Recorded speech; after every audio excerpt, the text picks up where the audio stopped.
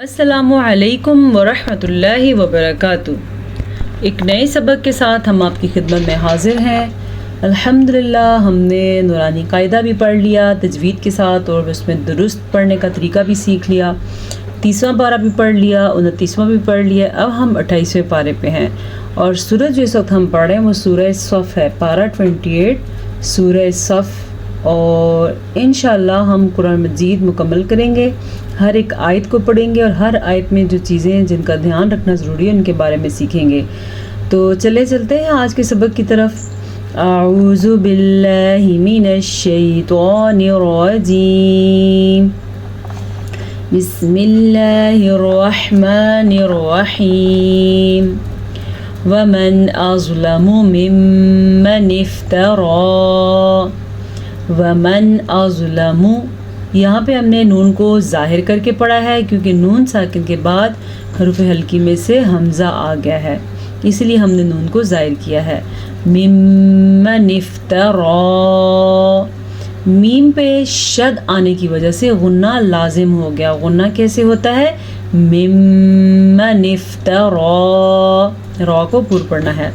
علی اللہ الکذب، اللہ کا نام پر پڑھنا ہے کیونکہ لفظ اللہ سے پہلے زبر ہے۔ اگر لفظ اللہ سے پہلے زبر اور پیش ہو تو لفظ اللہ کو پر پڑھا جاتا ہے، اور اگر لفظ اللہ کے سے پہلے زیر ہو تو لفظ اللہ کو باریک پڑھا جاتا ہے۔ کذیبہ، اچھا جی، اس چیز کا آپ نے دھیان رکھنا ہے کہ با کو کسی بھی صورت میں آپ نے لمبا نہیں کرنا، زال کو آپ نے لمبا نہیں کرنا، کاف کو بھی لمبا نہیں کرنا۔ اگر ان میں سے کوئی بھی ایک لفظ لمبا ہو گیا تو آپ کا کام خراب، آپ نے غلط پڑھ لیا۔ علی الکذب، اتنی مقدار ہے۔ وَهُوَ يُدْعَى إِلَى الْإِسْلَامِ، وَهُوَ، ہا کو چھاتی سے نکالنا ہے۔ یدعا، دال پہ قلقلہ ہے، دال حروف قلقلہ میں سے ہے۔ 5 ایسے لفظ ہیں جن پہ جب بھی ساکن آئے تو وہاں پہ قلقلے کی کنڈیشن پیدا ہوتی ہے۔ وہ 5 لفظ کون کون سے ہیں؟ قاف، طا، با، جیم، دال۔ یہ دال ہے تو اس پہ ساکن ہے تو قلقلہ ہو گیا۔ الی الاسلام، واللہ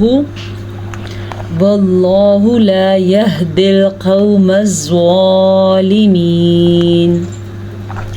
لفظ اللہ کو ہم نے پھر سے پر پڑھا ہے کیونکہ لفظ اللہ سے پہلے زبر ہے۔ پر کیسے ہوتا ہے؟ واللہ، اگر اسے ہم پڑھیں گے واللہ تو ہم نے اسے باریک پڑھا اور غلط پڑھا، اسی لیے آپ کو سب پتہ چل جانا چاہیے کہ پر اور باریک میں کیا فرق ہوتا ہے اور اسے ادائیگی کا کیا طریقہ ہوتا ہے۔ لا یہدی القوم الظالمین۔ اچھا جی، قاف اور ضوا دونوں حروف مستعلیہ میں سے ہیں۔ حروف مستعلیہ وہ حروف ہیں جب بھی یہ کسی بھی حالت میں آئیں تو ان کو پر یعنی کہ موٹا کر کے پڑھا جاتا ہے۔ اب اگر اسے ہم باریک پڑھیں گے تو یہ کاف بن جائے گا۔ مجھے گزشتہ کلاس میں یاد نہیں رہا کہ میں نے آپ کو بتانا تھا قاف اور کاف کی غلطی سے، یعنی موٹے قاف اور باریک کاف پڑھنے میں فرق نہ رکھنے سے کتنی بڑی غلطی ہو جاتی ہے۔ انشاءاللہ آج کی کلاس میں میں آپ کو بتاؤں گی۔ اچھا جی، آگے چلتے ہیں۔ تو ان دونوں کو ہم نے کیسے پر پڑھا؟ قوم الظالمین، یریدون لیطفئوا، یریدون، یہ واو مدہ ہے اور یہ یا مدہ ہے۔ یا ساکن سے پہلے زیر آ جائے تو اسے کھینچ کے پڑھتے ہیں کیونکہ وہ یا مدہ ہوتی ہے۔ اسی طرح واو ساکن سے پہلے پیش آ جائے تو اسے بھی کھینچ کر پڑھتے ہیں۔ لیطفئوا، اچھا جی، حمزہ تو ہے لیکن واو پہ بھی ساکن ہے تو اس لیے ہم دونوں کو پڑھیں گے۔ بعض کا بلکہ اکثر ایسا ہوتا ہے کہ واو کے اوپر حمزہ آ جاتا ہے تو حمزہ پہ حرکت ہوتی ہے تو صرف حمزہ پڑھا جاتا ہے۔ آج ہمارے پاس حمزہ کے اوپر بھی حرکت ہے، واو کے اوپر بھی ہے، واو مدہ بھی ہے اور حمزہ کے اوپر پیش ہے تو وہ بھی پڑھا جائے گا۔ کیسے؟ لیطفئوا، تو آپ قلقلہ۔ نور اللہ، اللہ کا نام پر پڑھا ہے ہم نے۔ بِأَفْوَاهِهِمْ، اب آپ نے دھیان دینا ہے کہ یہ ہا کیسے پڑھنی ہے اور اس کو کہاں سے نکالنا ہے۔ 3 قسم کی ہوتی ہیں، ایک ہوتی ہے خا جو کہ نقطے والی ہوتی ہے، ایک ہوتی ہے حا جو کہ نقطے کی بغیر ہوتی ہے، اور ایک ہوتی ہے ہا جو آپ کو نظر آ رہی ہے۔ تو اسے ہم کیا پڑھیں گے؟ بِأَفْوَاهِهِمْ، واللہ متم نورہ، واللہ اللہ کا نام پور پڑھیں گے کیونکہ اللہ کے لفظ اللہ سے پہلے زبر ہے. متم میم پہ شد ہے، میم پہ غنہ ہوگا. نورہ ولو کرہ الکافرون. ولو واو لین، واو ساکن سے پہلے زبر ہو تو وہ واو لین ہوتی ہے. جب واو ساکن یا ساکن سے پہلے مطلوبہ حرکات ہوں تو وہ واو مدہ اور یا مدہ ہوتی ہے. کریحل، اچھا اکثر لوگ اس کو پڑھتے ہیں کریحل، یعنی کہ را کو لمبا کر لیتے ہیں، یعنی کریحل نہیں، یہ ہے کریحل، را کو لمبا نہیں کرنا. هو الذی ارسل رسولہ، اچھا یہ بھی ہا چھاتی سے نکلے گی اور یہ بھی ٹھیک ہے. هو الذی مد بھی ادا کرنی ہے. ارسل رسولہ، یہ را بھی ہم نے پر پڑھی ہے اور یہ را بھی پر پڑھنی ہے. بالہدی ودین الحق، موٹا قاف. لیظہرہ علی الدین کلہ، لیظہرہ، را کو پر پڑھنا ہے کیونکہ را کے اوپر زبر ہے اور ہا کے مخرج کا دھیان رکھنا ہے. دونوں کا مخرج ایک ہی ہے، اس کا بھی اور اس کا بھی. کیسے؟ لیظہرہ علی الدین کلہ ولو کرہ المشرکون. اچھا جی، کلہ، بعض لوگ اس کو پڑھتے ہیں کلہ، ہا کھڑی زیر ہی، اس کو لمبا کرنا ہے کیونکہ یہاں پہ کھڑی زیر ہے جس کو عربی میں کہتے ہیں کسرہ قائمہ. کلہ، ٹھیک ہے. ولو کرہ المشرکون. آج کے لیے یہ 3 آیات کافی ہیں. چلیں آج بورڈ پہ کیا کرنا ہے ہم نے، آج جو ہمارے پاس تجوید کی کورس میں ہے وہ واو مدہ اور یا لین ہے، جو کہ آپ پہلے کر چکے ہیں، لیکن انشاءاللہ آج پھر ہم دوبارہ کریں گے.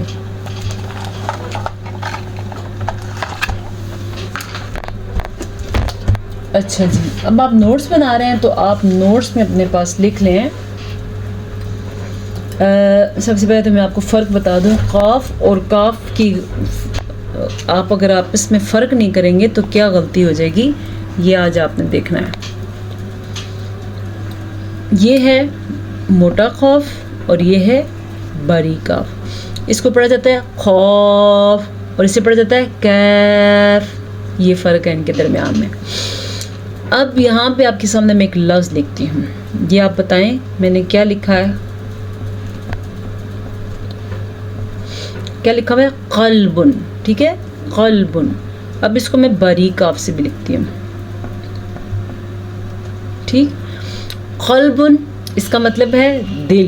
یہ اکثر قرآن مجید میں یہ لفظ آتا رہتا ہے. اگر ہم اس کو باریک قاف سے پڑھیں گے تو یہ بنے گا کلبن.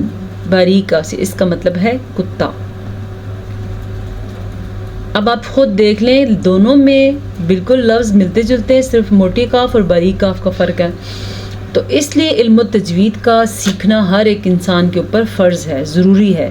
کتابی صورت میں سننا جو ہے، سیکھنا جو ہے کتابی صورت میں سیکھنا وہ فرض کفایہ ہے، اور رول جیسے قرآن مجید پڑھتے ہوئے سیکھنا یہ فرض عین ہے ہر انسان کے اوپر، ہر مسلمان کے اوپر.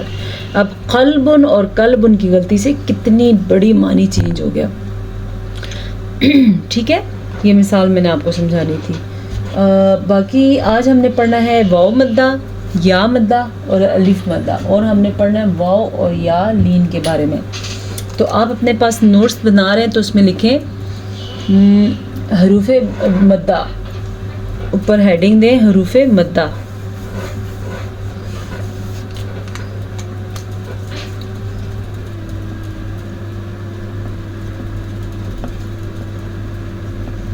یہ ہیڈنگ ہے حروف مدہ. حروف مدہ 3 ہیں، ٹھیک ہے. یہ لکھیں آپ اپنے پاس حروف مدہ 3 ہیں. آگے لکھیں واو الف یا، ٹھیک ہے. اور اس کا اب کیا کرتے ہیں، اس کے بعد ایک اور چیز بھی آپ اس میں سیکھیں گے آج. حروف مدہ 3 ہیں، واو الف یا، اور ان کی تفصیل حسب ذیل ہے، یہ بھی آپ اپنے پاس لکھ لیں. اور ان کی تفصیل حسب ذیل ہے. ڈسٹر دیکھیں. اچھا کیا ان کی ڈیٹیل ہے؟ الف ما قبل مفتوح. اب آپ نے پیچھے پڑھا تھا نا کہ فتح کسے کہتے ہیں، کسرہ کسے کہتے ہیں، اور مفتوح کسے کہتے ہیں، مکسور کسے کہتے ہیں. اب عربی کی زبان میں آج آپ نے ٹرانسلیشن لکھنی ہے الف ما قبل مفتوح. پھر آپ یہ لکھ کے آگے لکھ لیں الف ما قبل مفتوح، یعنی الف سے پہلے زبر، ٹھیک ہے، اور اس کا قائم مقام فتحہ قائمہ ہے، یہ بھی آپ نے لکھنا ہے. الف ما قبل مفتوح اور اس کا قائم مقام فتح قائمہ ہے. فتح قائمہ کسے کہتے ہیں؟ کھڑی زبر کو، یہ اس کا قائم مقام ہے. آگے آپ نے لکھنا یا ساکن ما قبل مکسور. پھر آپ نے یہ لکھنا ہے یا ساکن ما قبل مکسور، ٹھیک ہے. اس کا قائم مقام کسرہ قائمہ ہے. کسرہ قائمہ کہتے ہیں کھڑی زیر کو، یہ آپ نے لکھنا ہے کیونکہ ان کو ایک ہی آواز ہوتی ہے. جیسے با زبر الف با، اور اسے ہم پڑھیں گے با کھڑی زبر با، اس کو فتح قائمہ کہتے ہیں اور اس کو کسرہ قائمہ کہتے ہیں، ٹھیک ہے. آگے آپ لکھیں گے واو ساکن ما قبل مضموم. یہ واو ساکن ہے اور ما قبل مضموم، ٹھیک ہے. واو ساکن ما قبل مضموم اور اس کا قائم مقام ضمہ مقلوبہ ہے. کیا ہے ضمہ مقلوبہ؟ الٹے پیش کو ضمہ مقلوبہ کہتے ہیں. فتح قائمہ کہتے ہیں کھڑی زبر کو، کسرہ قائمہ کہتے ہیں کھڑی زیر کو. اگر آپ کو یہ لفظ دکھنے میں نہیں آتے، پچھلی کلاس میں نے بتایا تھا، لیکن چلیں ابھی میں آپ کے سامنے لکھتی ہوں. جیسا کہ آپ نے لکھا الف ما قبل مفتوح، اس کا قائم مقام فتحہ قائمہ ہے. یہ ہے فتحہ، یہ ہے قائمہ، ٹھیک ہے.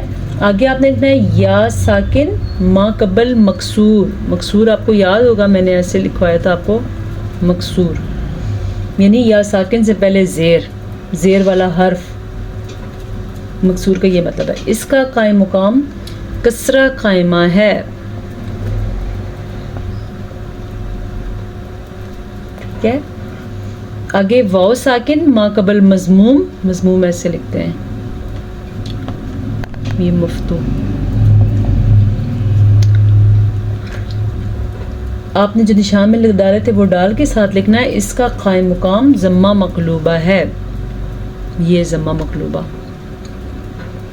اور اس کو اگر آپ لکھیں گے اردو میں تو یہ لکھیں گے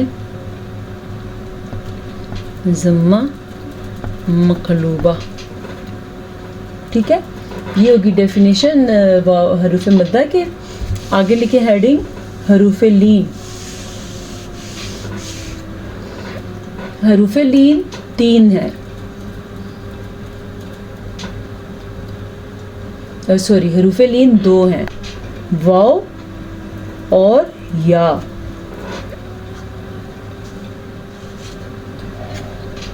واو اور یا. اب اس کی ڈیفینیشن لکھیں. واو ساکن ما قبل مفتوح، ٹھیک ہے. واو ساکن سے پہلے زبر ہو. آپ آسان الفاظ میں لکھنا چاہتے ہیں تو لکھیں واو ساکن سے پہلے زبر ہو تو اسے واو لین کہتے ہیں، اور یا ساکن سے پہلے زبر ہو تو اسے یا لین کہتے ہیں. یا ساکن سے پہلے زبر والا حرف ہو تو اسے یا لین کہتے ہیں. واو ساکن سے پہلے زبر والا حرف ہو تو اسے واو لین کہتے ہیں. یہ آج آپ کا ہو گیا حروف مدہ اور لین کا بیان. انشاءاللہ آنے والے دنوں میں کل کی کلاس میں ہم پڑھیں گے علم تجوید کا لغوی معنی کیا ہے، اس کا فائدہ کیا ہے، اس کی تعریف کیا ہے، ٹھیک ہے. آج کے لیے اتنا کافی ہے. اپنا خیال رکھیے گا. پھر آپ سے ملاقات ہوگی. السلام علیکم ورحمۃ اللہ وبرکاتہ.